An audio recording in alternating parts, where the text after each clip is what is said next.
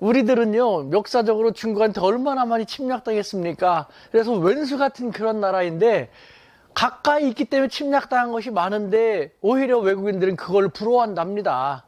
어떻게든지 한번 좀 더 자세히 알아볼까요?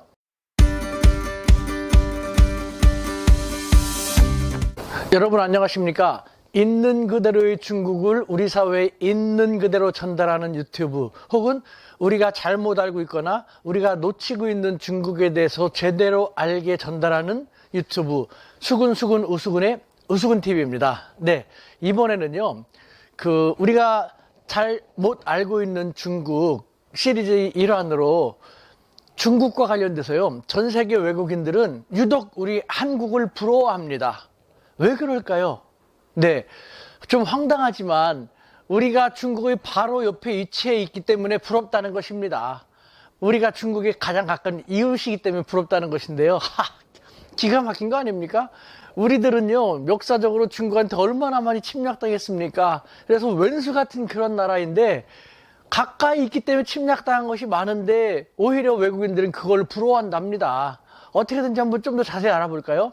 네, 실제로 중남미라든가 아프리카의 조그만 나라들 같은 경우는요, 중국하고의 직항편이 없기 때문에 중국에 한번 오려면은 24시간에서 36시간 걸릴 정도로 진을 뺍니다. 아무리 잘 살고 아무리 고관 백작의 자손이라도 한번 중국에 오려면 진을 빼는 것이죠. 또 중국에 오면요, 중국어 한자 얼마나 어렵습니까? 이거는 쓰는 게 아니라 그리기도 쉽지 않습니다. 그리고 중국만의 독특한 문화와 관습, 얼마나 접근하기 쉽지 않습니까? G2에서 G1으로 빠르게 부상하고 있는 중국이기 때문에 그 중국을 잘 알고 활용할 필요가 있어서 중국을 오려고 하지만 오는 것 자체도 물리적으로도 정말 쉽지가 않고, 와서도 정신적으로도 정서적으로도 중국 안으로 들어가기가 정말 쉽지 않은 것이죠. 이에 비해서 우리 대한민국은 어떻습니까?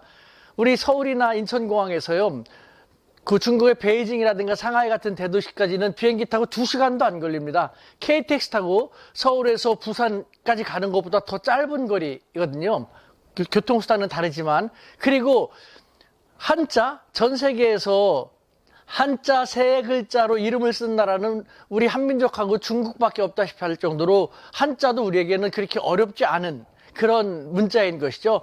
그 다음에 유교 문화를 토대로 했기 때문에 중국과의 관원상제 같은 것도 유사한 면이 상당히 많습니다. 이 여러 가지를 고려할 때 우리는 과거 침략의 역사 등을 토대로 중국에 대해서 아직도 경계하고 반중 정서를 드높이면서 지금은 정치권에서 자신들의 사리사욕을 위해서 중국을 악마화시키다시피 하고 있지만, 외국인들은 이런 과거하고는 관계없이 현재와 미래라는 측면에서 우리 대한민국을 그렇게 부러워하는 것이죠.